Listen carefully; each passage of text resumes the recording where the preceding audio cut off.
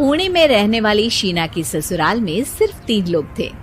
इस वजह से घर में ज्यादा काम नहीं होता था, तो वो दोपहर तक अपना सारा काम खत्म कर लेती थी। लेकिन उसके बाद वो बोर हो जाती। इस वजह से उसने शिनचैन कार्टून देखना शुरू कर दिया, जो धीरे धीरे उसके व्यवहार पर इतना इफेक्ट करता गया कि वो खुद भी शिनचैन जैसी ही बातें करने लगती है। एक रात डिनर करते हुए, अरे बहू, जरा अचार तो देना। ओहो ससुमा, आपसे इतना काम भी नहीं होता। इस तरह तो आप जल्दी जल्दी बुढ़िया हो जाओगी।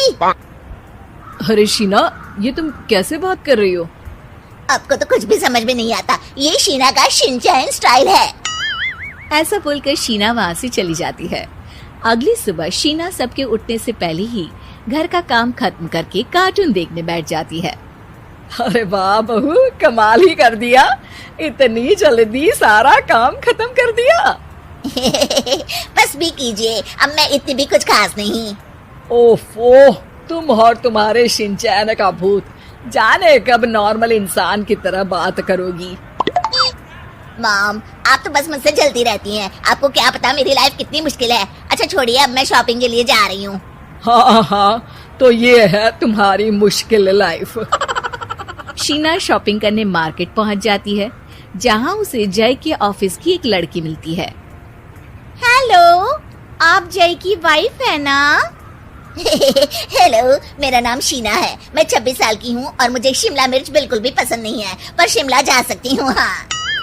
शीना की बात सुनकर लड़की आगे कुछ बोले बिना वहाँ से चली जाती है। कमाल है, आजकल के बच्चों को इंटेलिजेंट लोगों से बात करना आता ही नहीं। शीना शॉपिंग करके घर वापस आती है, जहाँ सास और जय साथ बैठकर आइसक्रीम खा रहे होते हैं। मैं कितने मतलबी लोगों के बीच रह रही हूँ। एक छोटी प्यारी बच्ची के बारे में सोचे बिना सब आइसक्रीम खाने बैठ गए।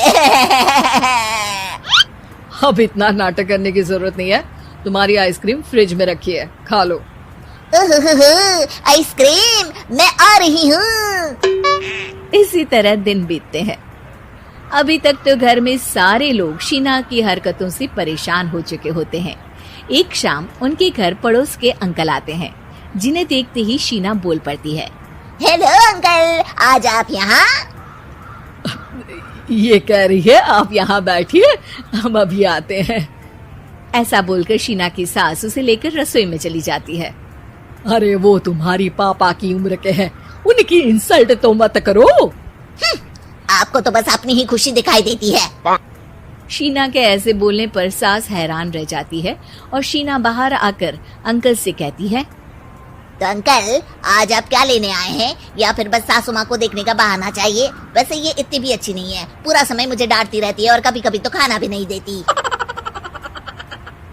अंकल हैरानी से उसकी ओर देख रहे हैं। तभी उसकी सास वहाँ आती है। अरे शीना, इतना झूठ मत बोलो, मैंने कब तुम्हें खाना नहीं दिया? अरे ऐसा बोलोगी तो तुम्हें आज रात का खाना सच में नहीं मिलेगा। देखा, मैंने कहा था ना, बच्ची पर जुल्म करती है। आप मुझे अपने घर ले चलो अंकल। इस तरह दोनों सास बहू में तू मैं शुरू हो जाती है, जिसे देख अंकल तो डर कर भाग जाते हैं, लेकिन वो दोनों चुप ही नहीं होती। रात को जय के घर वापस आने पर सास उसे शीना की सारी बात बताते हुए कहती है, अरे इसके सर से कार्टून का भूत तो उतारना ही पड़ेगा। मौका या वक्त कुछ देखती ही नहीं, बस बकवास शुरू कर देती है। बात तो आपकी सही है, पर क्या करेंगे?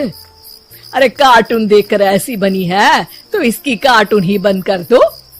हाँ, कार्टून बंद करके कुछ समझदारी वाली चीजें दिखाते हैं।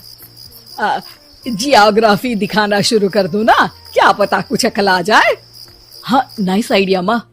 इस पर जय केबल टीवी पर ज्योग्राफी छोड़कर बाकी सारी चैनल बंद करवा देता है, पर शीना भी किसी से कम नहीं होती। ओहो पतिदेव, अपने आप को बहुत स्मार्ट समझते हो। शीना मोबाइल पर YouTube ऑन करके उस पर शिनचैन देखने लगती है। शीना की इस स्मार्टनेस को देखकर जय तो बेचारा सर खुजलाता ही रह जाता है। हमने इसे जरूरत से ज्यादा अंडर एस्टिमेट कर दिया, अब क्या करें माँ? अरे इंटरनेट बंद करवा दे बेटा। शीना को कार्टून की दुनिया से बाहर निकाल वापस इंसान बनाने के लिए अब जय इंटरनेट भी बंद करा देता है, जिससे शीना परेशान हो जाती है। सब मेरी खुशी से जलते हैं, पर अब क्या करूं? शीना सोच में पड़ जाती है, लेकिन कोई आइडिया नहीं मिलता, जिस पर मजबूरी में वो ज्योग्राफी देखना शुरू कर देती है। लगता है अब कुछ ही दिनों में इसके सिर से शिनचैन का भूत उतर ही जाएगा। हाँ बेटा, उम्मीद तो यही है। दिन बीतते हैं और घर में सब शीना के बोलने का इंतजार करने लगते हैं, लेकिन शीना टीवी में ऐसी खो जाती है कि उससे पूछे सवालों का हाँ या ना के अलावा और कुछ जवाब ही नहीं देती।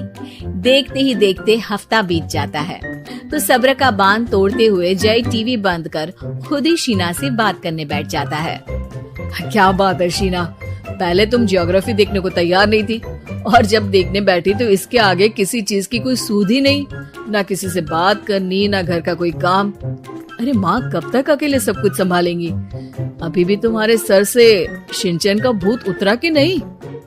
जब मादा भालू नर भालू से बात नहीं करती तो वो उनका ध्यान अपनी तरफ आकर्षित करने के लिए बिल्कुल यही हरकत करते हैं।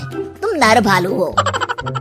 शीना के ऐसा बोलते ही जय और उसकी मम्मी एक दूसरे की तरफ देख सर पकड़कर बैठ जाते हैं।